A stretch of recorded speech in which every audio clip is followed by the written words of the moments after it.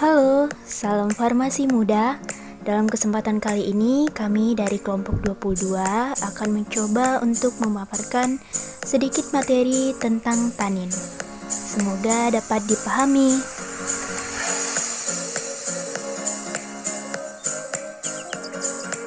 Baiklah teman-teman, di sini saya akan menjelaskan apa itu tanin.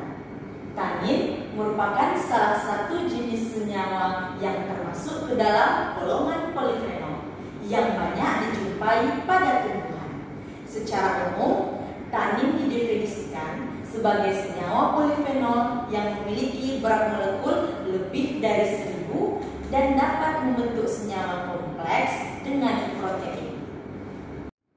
Selanjutnya, teman-teman bisa lihat di sini ada struktur dasar tanin, di mana struktur dasar tanin dia terdiri dari dua cincin benzen, yaitu cincin A, cincin B, dan terdiri dari 4 gugus fungsi hidroksi, yaitu 1, 2, 3, 4, dan terdiri dari gugus fungsi atom.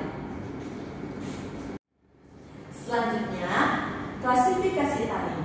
Berdasarkan strukturnya, tanin dapat dibedakan menjadi 2. Yang pertama, tanin terkondensasi atau bisa juga kita sebut dengan proantosianidin. Yang kedua, ada tanin terhidrolisis atau bisa juga kita sebut dengan hydrolysable tannins. Selanjutnya, yang pertama, tanin terkondensasi. Tanin jenis ini tidak dapat dihidrolisis, namun tanin jenis ini dapat terkondensasi menghasilkan asam klorida. Proantosianidin atau tanin terkondensasi merupakan polimer dari flavonoid yang dihubungkan melalui C8 dan C4. Contohnya sorghum procyanidin. Senyawa ini merupakan primer yang tersusun dari ikatekin dan katekin. Baiklah teman-teman, ini terdapat rumus struktur dari sorghum procyanidin, di mana sorghum procyanidin termasuk ke dalam tanin terkondensasi. Sorghum procyanidin ini terdiri dari epikatekin dan katekin. Jika senyawa procyanidin ini dikondensasi lagi dengan bantuan fluoroglucinol sebagai nukleofil, maka procyanidin akan menghasilkan 2 turunan katekin, turunan pertama dan turunan kedua. Baiklah teman-teman, selanjutnya 2. Tanin terhidrolisis. Tanin jenis ini biasanya berikatan dengan karbohidrat membentuk jembatan oksigen. Tanin jenis ini dapat dihidrolisis dengan menggunakan asam sulfat, mineral panas, enzim-enzim pencernaan, atau asam klorida.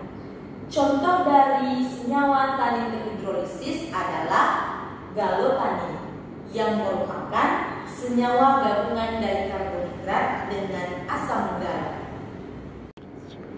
Asam galat berikatan dengan karbohidrat membentuk jembatan oksigen melalui proses hidrolisis dengan menggunakan asam sulfat atau asam klorida, maka terbentuklah senyawa galotanin yang merupakan salah satu contoh dari senyawa tanin terhidrolisis.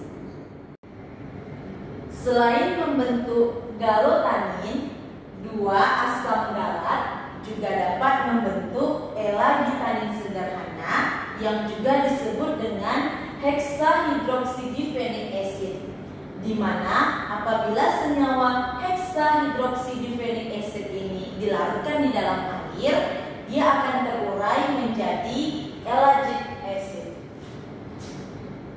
Selanjutnya teman-teman, di sini terdapat penggolongan tanin berdasarkan warna dari FSL3 atau garam feri. Terbagi menjadi 2. Yang pertama katekol dan yang kedua pyrogalatanin atau disebut juga dengan pyrogalol. Di mana contoh dari katekol ini Misalnya asam kirotamat yang terdapat pada tanaman kina dan asam katekoltanat yang terdapat pada gambir. Dan ini merupakan rumus struktur dari katekol. Selanjutnya pirogalatanin. Contohnya adalah galotanin dan elagitanin yang terdapat pada tanaman Granaticortex. Dan ini merupakan rumus struktur dari pirogalatanin. Nah, teman-teman, tanin sendiri mengalami biosintesa melalui jalur sikimat. Jalur sikimat akan menghasilkan senyawa aromatik dan asam amino yang kemudian dapat berupa fenilpropanoid, flavonoid, juga kompleks flavonoid.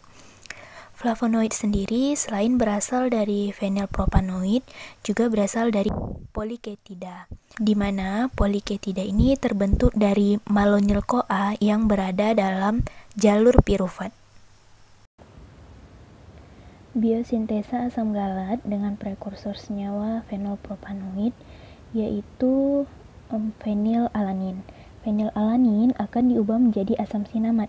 Asam sinamat akan diubah menjadi asam kumarat. Lalu berubah menjadi asam kafeat yang kemudian menghasilkan asam 3,4,5-trihidroksisinamat dan menghasilkan asam galat. Selanjutnya adalah sifat dari senyawa tanin.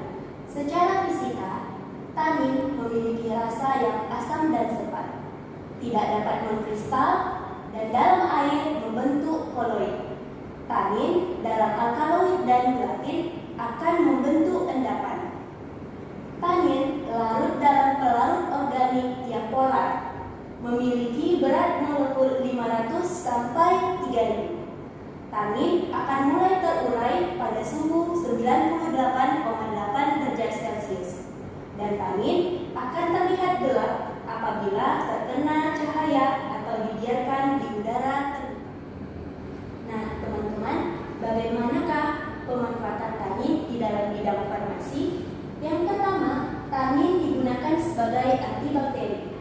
Tanin juga digunakan sebagai antivirus, sebagai antiinflamasi, antitumor, diuretik, dan digunakan sebagai antidotum keracunan alkaloid.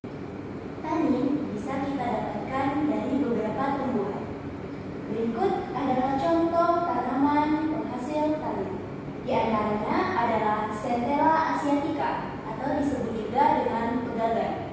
Yang kedua adalah Piper crocatum atau